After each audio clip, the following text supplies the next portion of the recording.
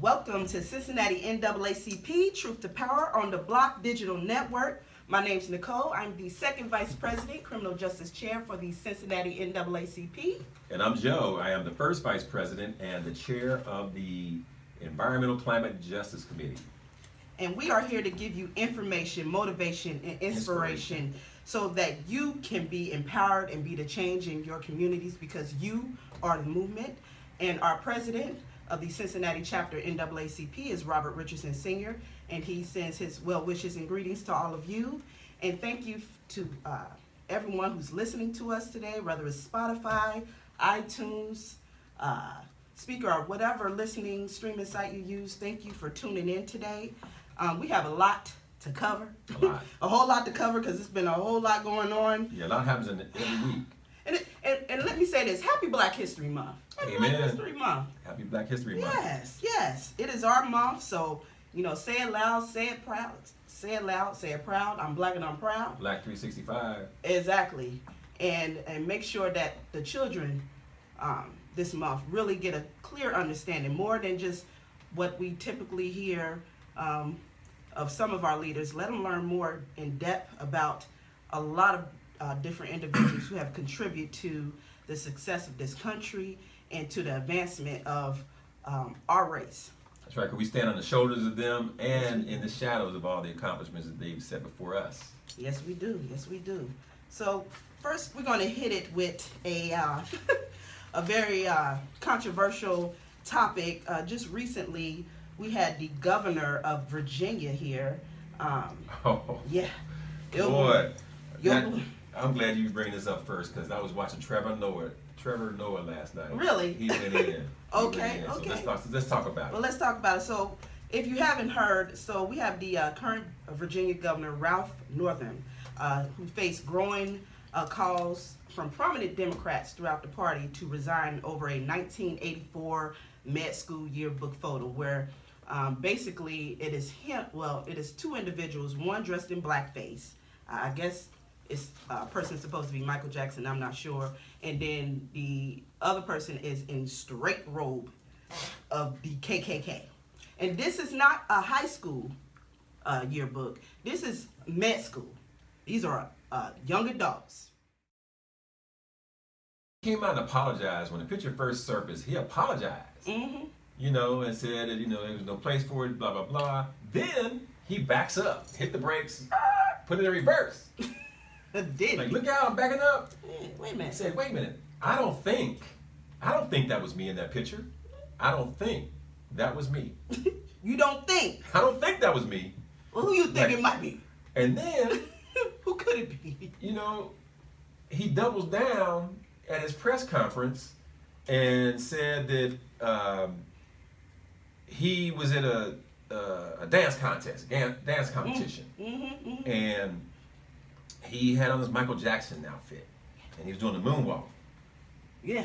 And then the reporter asked him, if he still did the moonwalk, and he was looking around like, do I got enough room to do it? Yeah. Then his wife was like, no, inappropriate circumstances. We always are asked when we're running, what kind of things should our people look into. Obviously, there's opposition research on the other side, but I will tell you, no, I didn't ever really think about that there would be anything offensive in my EVMS yearbook.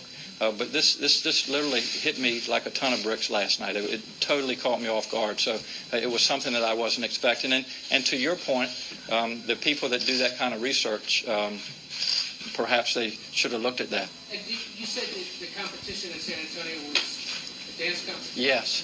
And you danced the moonwalk? That's right. Are you still able to moonwalk?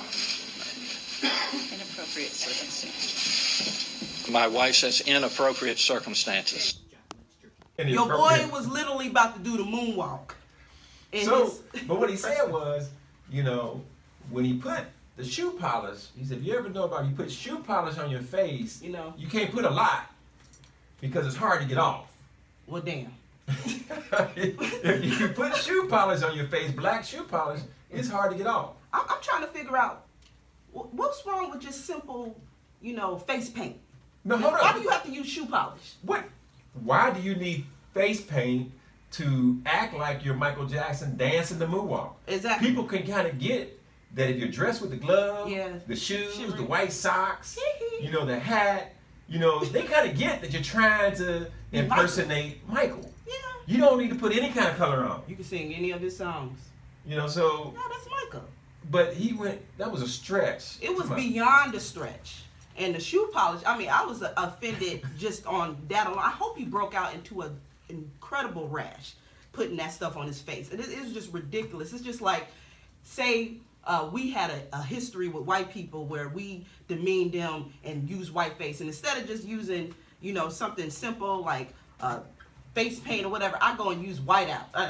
That's going to really make me look good, white and pasty. You know what I mean? Like, it's just like a punch in the gut. Like, I don't even understand that extent of trying to well, clearly be a person of color. Like, he was trying to be extra black. Yeah. Extra black and be extra offensive for us to be the expense of others. And that's not funny. He said he's not racist, but he's incredibly stupid. Yeah. If he's not racist, he's incredibly stupid. It was a racist act. Mm-hmm. But he's incredibly stupid. Now he's trying to save his job, from, not being the governor anymore. But the pressure, our national president of NAACP has called for his resignation, on behalf of the organization.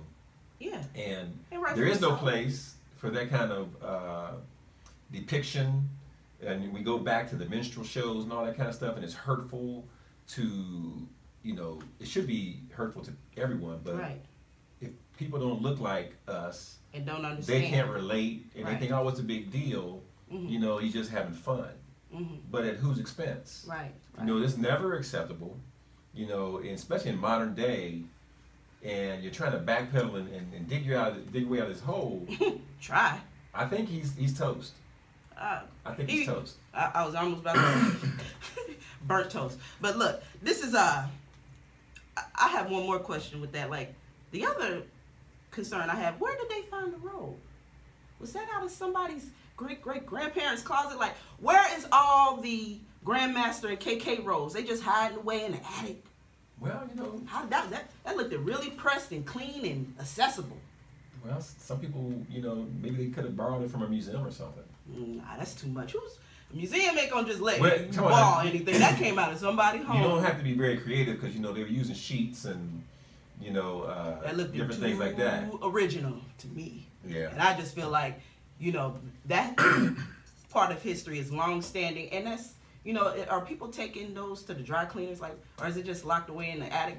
People are actually holding on to that as a souvenir. I have this theory, right? So, just like every African American probably has at least one person touched by the criminal justice system, with 1 out of 3 black men maybe entering the justice system. I also think that every white person has at least one person in their family that's racist, truly racist. And I mean the type of racist where, they're walking down the street, they see you and me and be like, those N-words, those monkeys, those whatever, and we're not hearing it, but that's how they feel about us. And they will say that amongst their family. And they family are very grotesque and disdained by it. So when someone calls them racist, they feel like, I'm not that racist. So think about, you know what I mean? When we, first African-American president, elected in 2008, then he's reelected in 2012. People tried to convince us that we were in a post-racial society. Oh, whatever. We knew better. We knew things hadn't changed because we feel the same, feelings that we get with people discriminating against us and directing certain, offensive terms towards us. Right. So when they use these terms, they feel like these people who were using those terms back in those days and they're old school and they've moved on, but these are younger folks that are acting this way.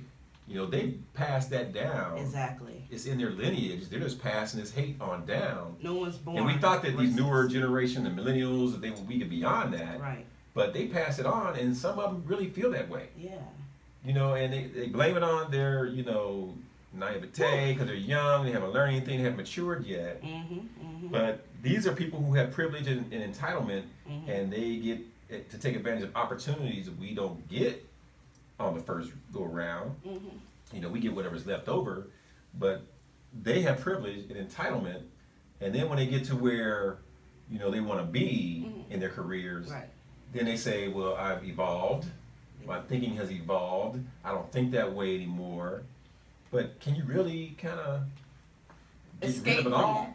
And the other faction is, you know, they're most of the time raised in communities that aren't very diverse. So, you know, you've been kind of in a bubble, sheltered, you know, have this idea about people of color, and on top of that, you know, you may have these interactions with people that you care about that are racist. You don't quite agree with it, you don't quite understand it, but you've heard it all your life. Then you step out into the real world. Like typically, you don't see in their circle, you don't see anybody of color in their circle, in their real inner circle, where they spend time with and have relationships with, you know, outside of the workplace. You know, I go to, you know, I've been to many funerals, you know, white friends and family members pay my respects, and it's hard to find a lot of black people in some of these settings, you know. And then when you go to these Catholic churches, it's hard to find black people in those settings. So they all, you know, it's like, I'm not saying it's de facto segregation, but, you know, they want to be around people that look like them. Right. And they don't want people that don't look like them moved into their community because of all these stereotypes. I've heard a woman say that. And it was so offensive to me that she thought that she could say this. That, you know, people were looking at a house that was empty. And there was Indians, you know, from India, you know, they were coming and looking, and then there were some Asian people. And then she had the audacity to say, well, I hope the Asians don't move in. Wow. Like, what? And derogatory things to say. The Asians got like, green, do they got money? What is like, it? It's so ridiculous. But see, that's entitlement and privilege, and they don't want to be around It's a sickness. those people. It's a disease of the mind. You know, Choosing to be ignorance. That's what it really is.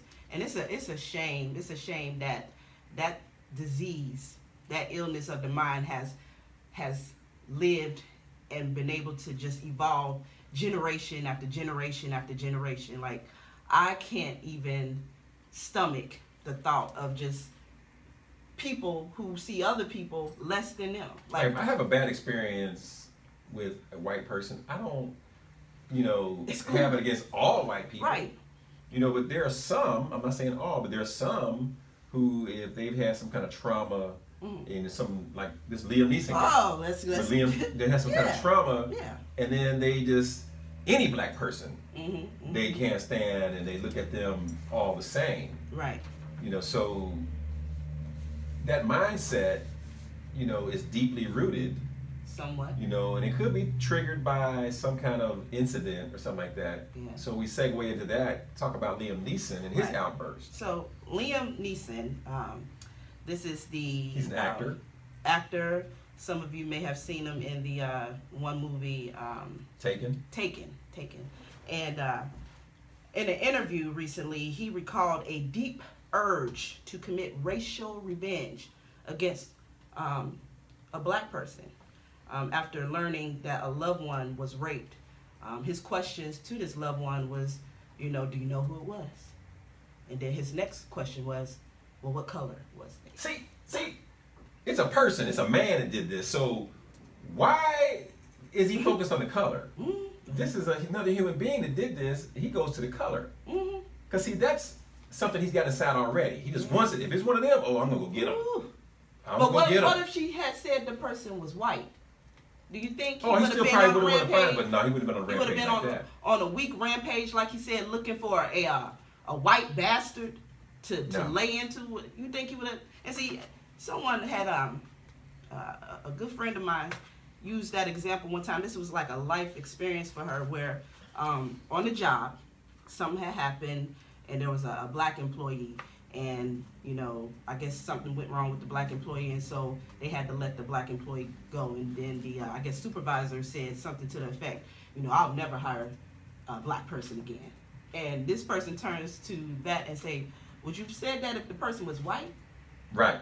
You know, how do you have a whole block on a whole race of people?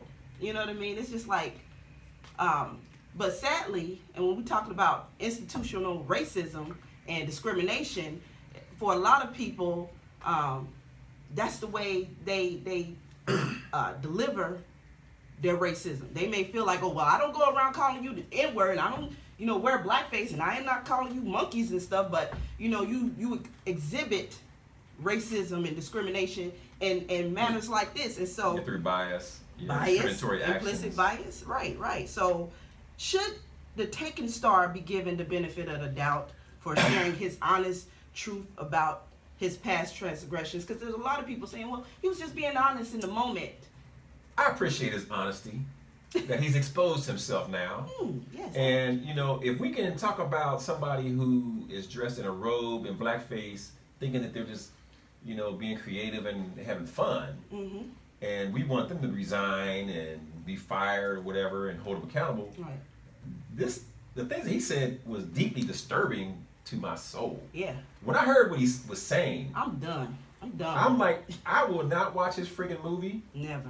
I won't watch anything else with him in it. Because he showed who he was and who he is. He says it all. If you want to have a teaching moment, you don't try to use the hatred that you have as a teaching moment. Yeah.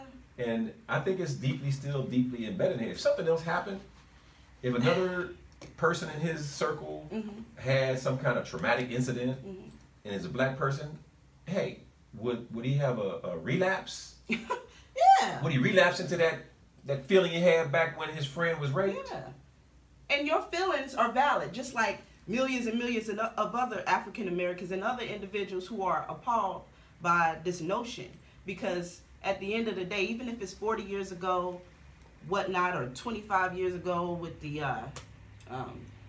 governor, at a certain point, you have to. Everyone knows right from wrong. Everyone knows right from wrong, and you might give some latitude to a child, but as a adult, at a certain age, it's a choosing of being racist and ignorant, and to that extent, and I do give latitude for people to change, and that is like a tricky situation, because I was listening to an interview. I forget the individual's name, but he's the one that I guess people say he looked like Frederick Douglass. What's the one doctor? Cornell West. Cornel West, yeah. Ooh, let's say Cornel West. Okay, so he was being interviewed, and he had made some good points with the one CNN reporter. But basically, he was just saying that instead of coming so hard and condemning, and he was talking about the governor of Virginia at the time, that we need to take this opportunity to allow him to redeem himself. And part of his redemption could be, doing more for the African American community. If we condemn him and push him away, what does that leave him to do? Stay festered in his, beliefs, or grow and be more hateful, be more resentful, not really learn from his mistakes? Or can we, but he was still saying in the same regard that he does need to step down, but we shouldn't just throw him away. He needs to respectfully step down, say, I'm gonna get some help, I'm gonna get some therapy, get some whatever training, and come back and say, look, I've done a lot to transform. I know I hurt people. Well, I do believe in redemption. Yeah. To a point. You keep repeating the same behavior, then yeah, it's something different, something's broken. Like, remember Mel Gibson made those anti-Semitic remarks? Right. And but he was drinking and this, and that, and the other. But he actually, that liquid courage, let him say what he really felt. Right. And look at him, they still, got his movies out there. He still, he hasn't been impacted financially. Right. He still gets, but called in to do different things. They haven't totally, put him on the bad list. Right. Because he's still working. Yeah, but he still cut off Some people, they're just done with them. So Yeah. it isn't quite the same. And that's part of the repercussions of your actions. Like, for every action, there's a reaction. So him putting that information out there, you know, there's consequences to it. And so everyone may not forgive you. Some people may. You know what I mean? All that individual can really do. I just, you know what? It's just sometimes like what people say and how they made you feel. Yeah. When I first heard him giving this interview, I felt the contempt in his voice. I did too. The way he was delivering it. When he said You know, black he just- bastard. Yeah, it's like the way he delivered Black it, and bastards. I'm like, he really meant that. Mm-hmm. So he's reflecting, going back to that time and how he felt, that rage that he felt. Yeah. And, you know, is it really dealt with? Is that rage that's inside of him really dealt with? Because he's going backwards, talking about, yeah, I walked for a week. Any black person, any black bastard would have came out, I was going to hit him with my club, and, you know, he's going to try to kill him. He said he wanted to kill them. I know. Kill them. Was He didn't say, I'm going to call them a name. He was wanting to kill them. Mm-hmm. So Was he? when I heard his comments, it just really like, this dude is really feeling that. He out of control. He out of control. He's really feeling that. So, could he have possibly been walking with someone in Chicago? Because that leads me to Jussie Smollett and the hate crime attack. The Empire star. You heard about that? I heard about it. I haven't seen what the latest is. Okay, so I know people were questioning whether, you know, anything happened and they couldn't find anybody, and, you know, why did he walk past security with the rope around his neck and just didn't say nothing. So I don't know all the details. why I got X bits and why? pieces. Yeah, I Why got bits X and why? pieces. You think he just beat himself up? This is the thing. So what happened? So he's walking to go to a Subway food place, not an actual Subway station, but Subway's disgusting. I know it is. I don't even understand that. And it was I like can't real even late at anymore. night during the like polar vortex, right?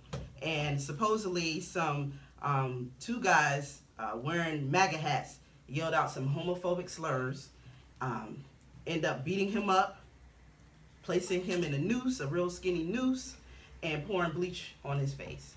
And so police right now are trying to capture some video. They do have one video of two individuals that are they're looking for, but beyond that, they don't have anything capturing the actual attack.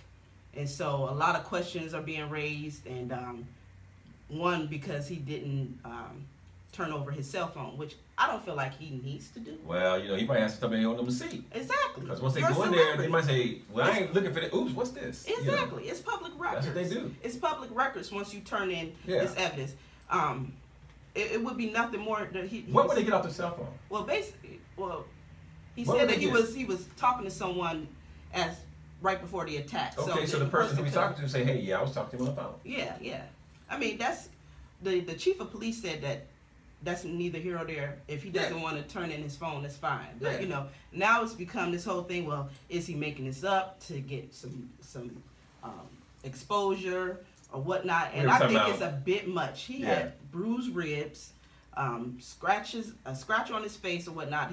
Something happened to him, and it's pretty unbelievable to think he did it to himself or whatever the situation was. But be that as it may, I'm just shocked that in 2019. Has he come out and made a statement or anything since it happened? Well, Saturday he had an event, a scheduled event, and I mean this was literally days after his attack, so people were, you know, not even expecting him to continue the concert, but he did, and so he made some statements there, just saying that, you know, for his fans that he was going to, you know, be there and not be torn down or pushed away, bullied, you know, by this attack or whatnot, and that everything he said was true, and that he hopes that justice prevail and they find the attackers. Yeah, I take him at his word. I mean, he's never done anything that I think that he show he's untrustworthy. I take him at his word that it happened. Exactly. My first instinct is to believe him. Mm-hmm. I feel the same way, and I think it's just unfortunate that, you know, in these day and ages that a person isn't really safe, you know, whether they're gay, lesbian, African American. I mean, it's just that type of you know, hate is disgusting and it's scary, because he really could have lost his life. They really could have killed him, and we wouldn't have known. Well, he might, you know, I don't anything. know what his, resources look like, but he might want to think about having some folks Bodyguard. tailing him, to make sure he's safe. I think the production, because he was still filming for Empire, they're having more tighter security for all the actors and actresses now after this. I mean, because Chicago, they got a lot of murders up there. Mm-hmm. Yeah, it so goes anything down. can jump off. It goes down, but That's a big city. That's just unbelievable, and I hate that happens to him. I hope that justice does prevail, and I hate even more that we find ourselves blaming the victims. I hope they catch him. Mm-hmm. I hope they catch both of them guys. Yeah, and not believing the victims. It's just more the same situation. Which leads me, since we're talking about the polar vortex. How much time we got? I don't know. I can't see. But inmates in Brooklyn left inside the county jail. You heard about that? Yes. Yeah. Like for about a week, wasn't it? Right. No heat. No heat, no lights.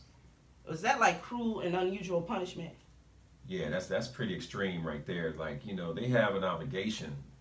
You're in there for a reason. Some people in there aren't guilty. Right. Because you're innocent until proven guilty. So even if they are guilty, they don't deserve to be in those conditions.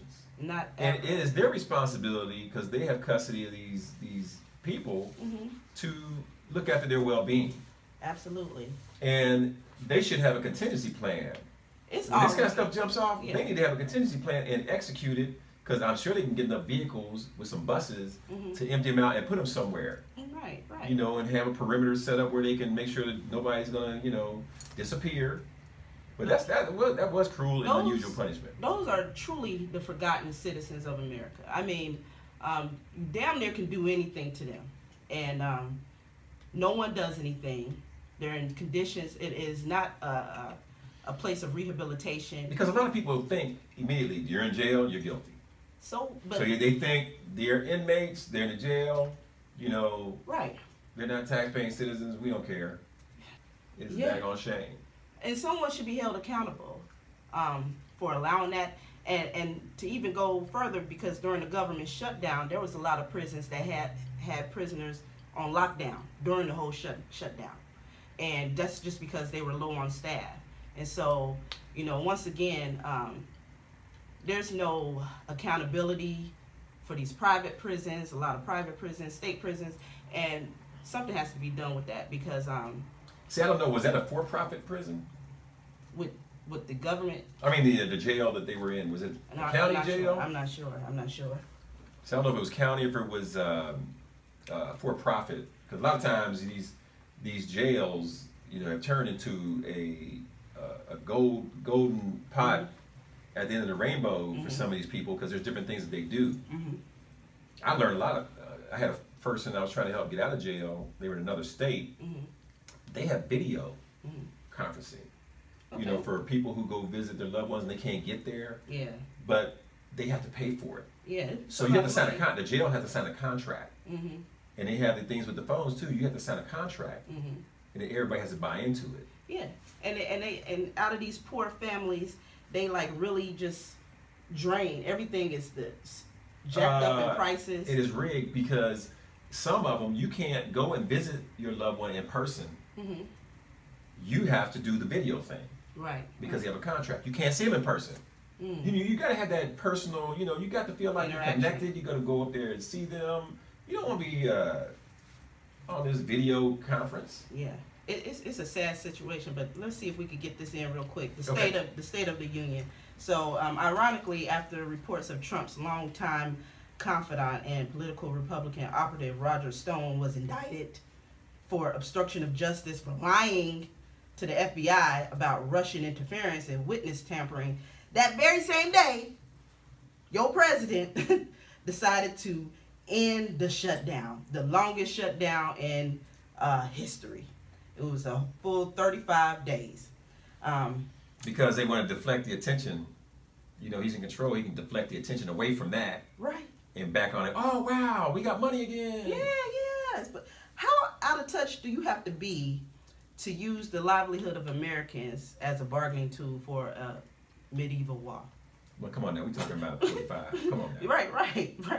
You can't even ask a rational question about that man. Exactly. What are your thoughts about the State of the Union address last night, or did you get a chance The to see bits and it? pieces I saw, it sounded like more of the same rhetoric that he is, known for spewing. Mm-hmm.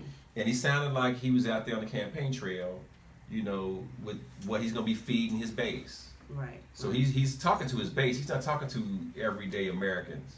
Right. With the things he's saying, and it was all framed for their platform. Yeah. All of it was framed for their platform. I was just waiting for someone to yell out, "You lie," But I did hear a lot of coughing and sneezing that sound like bullshit. You know what I mean? Because of. Well, you know what? The funniest part about the whole thing Mm-hmm. is when I saw the meme. I told my wife, I said, "This is gonna be a meme." Mm-hmm. Where they showed Nancy Pelosi stand up like. Yeah, because she did. Like clapping back. She did it all in his ear, like, that's what we agree. I said, she You looked like a talked about sister, but yourself. she's like, all right, boo boo, all right, boo boo. And she's like clapping back at him, and they got a meme with her like looking like, yeah. She was. That was the was funniest enjoying part the to me. moment. She was enjoying the moment, but he was saying things like, because of my administration, African Americans unemployment stand at the lowest rate ever in history, and Hispanic Americans unemployment has reached its lowest rates in history too. Dang, you sound just like him. What you? I hear him way too much, but we gonna have to do something with this. No, Come no. on. I hope this all ends very soon. but we all know the unemployment rate of African Americans have been declining since 2010. Yeah, that's like Barack Well, Obama. when you have a lot of African Americans with 2 and 3 jobs, Mm-hmm. it looks like all these jobs are, being taken up, but you got people with 2 and 3 jobs trying to survive. Right. So that was according to Fortune magazine, and by the time Trump entered office, the unemployment rate had decreased 9 points at that point, and when the time that he's been in office, it has only decreased 1 point each year, just one little measly point. So like I said, our reality TV president wants to take credit for more than he's actually contributed. So it's it's just amazing, that whole address yesterday. The high points, the criminal justice reform. I like, the woman that Kim Kardashian was able to assist in getting freed. She was acknowledged. Yeah, she was there. She was there. And the one gentleman who was the first person to benefit from the First Act bill that Trump signed into law. He was there. They acknowledged him. That was a high moment. And then acknowledging all the women.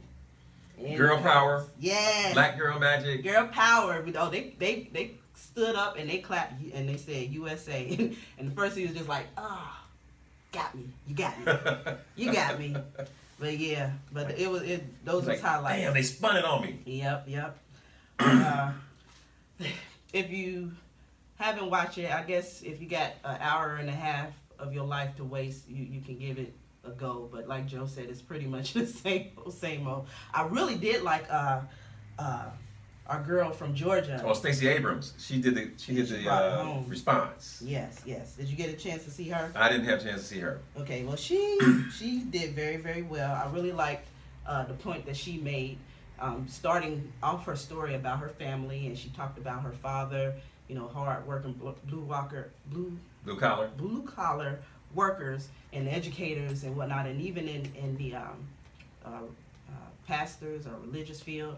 And I guess one night he was walking home and they only had one car, and so the family was all packed up. It was a dark, rainy night, and when they found him on the road, he didn't have his coat on. He was shivering, he was wet, and basically, they got him in, and it was like, hey, where's your coat? Why are you out here without your coat? And he said he had gave it to a homeless person he saw on the way, and they was like, well, why did you do that? And he was like, well, I know that he's going to be alone, but I knew you guys were coming to get me.